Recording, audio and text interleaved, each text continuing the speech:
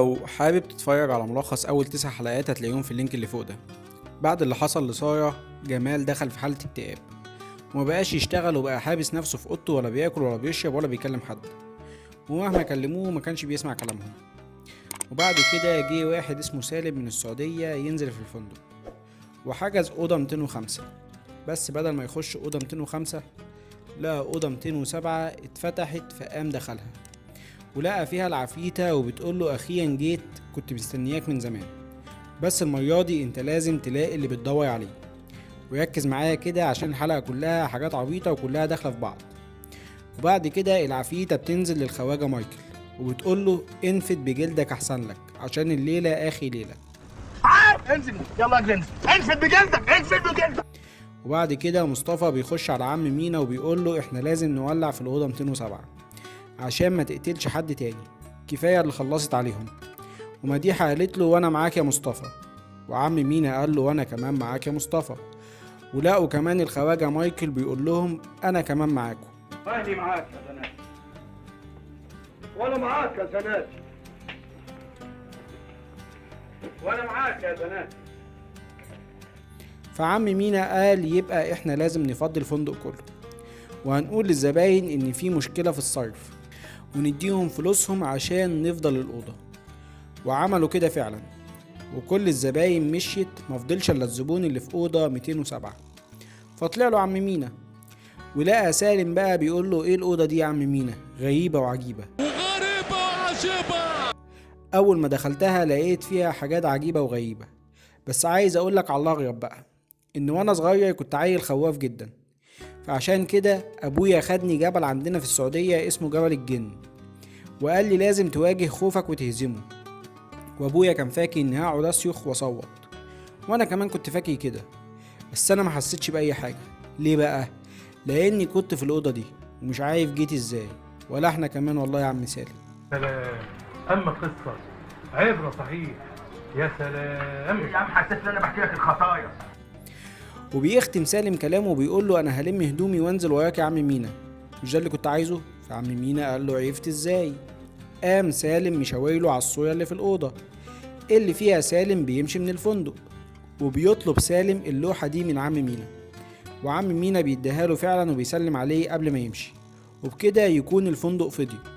مفضلش فيه غير عم مينا ومديحة ومصطفى والخواجة مايكل وجمال. وهوب قام النور قطع، ومديحة دخلت تجيب الكلوبات عشان تنور الدنيا، ومصطفى طلع يشوف فيوز الكهرباء، وعم مينا سبقهم على الأوضة بجيكن الجاز. وبعد مديحة ما ولعت الكلوب لقت الست عبيد طباخة ظهرت لها، ودي كانت العفيتة طلعت لها وخلتها يغمى عليها والمفروض تبقى في المستشفى دلوقتي، وهي طلعت من المستشفى عشان تخلص على مديحة. مصطفى كمان لقى الدكتور سليم طلع له وعايز يخلص عليه، والخواجة مايكل لقى اخوه اندريو طلع له، ولما قرب منه ما لقاهوش اخوه، لقاه الواد اكمل وعايز يخلص عليه. ايه بقى انا فين؟ ايه والنبي انا حد يقول لي ايه؟ ايه بقى؟ ايه؟ وعم مينا طلعت له العفيتة وقالت له اهلا بيك، عمرنا ما اتقابلنا بس النهارده اهم من اللي فات كله. وجمال لقى سارة ظهرت له، فكان فرحان انه شافها تاني وقال لها وحشتيني قوي. قالت له مش وقت محن وحياة ابوك، الناس بتموت فوق، اطلع حاول تنقذهم وشوف العفريتة دي اخيتها ايه. فطلع فعلا جمال انقذ مصطفى، وبعد كده انقذ مديحة، وبعد كده انقذ الخواجة مايكل، وقال لهم اطلعوا بره الفندق هي عايزاني انا. وطلع عشان ينقذ عم مينا، بس دخل اوضه تانية ولقى الواد اكمل قام نط عليه ووقعه من البلكونه، ودي حركه غريبه جدا مش مفهومه خالص، وحتى متنفذه وحش جدا. ما علينا. ملناش دعوة، هنا كل واحد في حاله. وبعد كده طلع تاني فوق لوحده عشان ينقذ عم مينا، لقاه ميت وقاعد على كويس العفيتة، وقال له ما استنتنيش ليه يا عم مينا؟ سامحني يا راجل يا طيب، حقك عليا. وقعد يعيط، وبعد كده قام شاله نزله تحت وقال لهم يروحوا اي حتة بعيدة وانا هطلع اصفي حسابي معاها. وطلع فعلا الأوضة وقال لها انت ايه اخيتها معاكي بقى؟ عايز افهم انا. قالت له ما انا حاولت افهمك يا جمال بس انت اللي مخك تخين، وعلى العموم هفهمك تاني. وقعدت تخليه يشوف لقطات من حياته كده وشوية حاجات مش مفهومة وملهاش معنى، وشايف انهم حاطينها عشان يزودوا بيها مدة الحلقة مش اكتر. ما علينا. المهم الحقيقة اللي كان لازم جمال يعرفها واللي هي سبب لعنة الأوضة دي، ان في واحدة ست اتحققت في الأوضة دي، وصاحب الفندق وباقي العمال اتفقوا انهم هيدفنوها ومحدش هيجيب سيرتها. بس الست دي كان ليها ابن، فقام واحد اسمه سعيد الصواف خده وقال انا هتبناه، وقام مسميه جمال.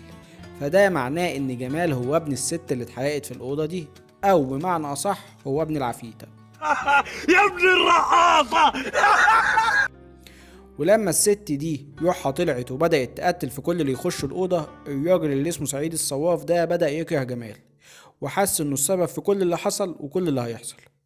وبعد ما جمال عرف الحقيقة قال لها بس انت مش لازم تعيشي اكتر من كده. قلت لذلك مش لازم يعمش اليوم الثلاث ولا الاربعة. بقول وقام مولع في الأوضة، وجه يخرج لقى الباب اتقفل، فاتخض جدا. ومصطفى طلع ينقذه، بس ما عملش حاجة غير انه قعد يخبط على الباب وهو بيعيط وبس.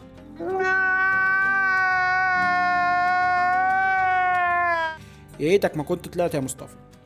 وبيقعد جمال على كرسي العفيتة، والعفيتة بتقوله انت اللي بايدك تغير كل حاجة يا جمال. وبيصحى جمال من اللي هو فيه ده، بيلاقي نفسه يرجع في الزمن لسنة 1934، وبيخرج من أوضة 207. بيلاقي عيل صغير بيلعب بالكورة، والولد بيقوله انت مين؟ وبعد كده جمال بيلاقي العفيتة نفسها جاية في هيئة ست طبيعية جدا، وبتمسك الولد وبتقوله مايكل تعالى هنا.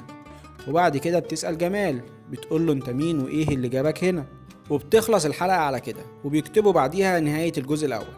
ولو هيعملوا جزء تاني بنفس الشكل ده اتمنى ما يعملوش احسن، لان المسلسل فيه اخطاء كتير جدا وممل جدا جدا.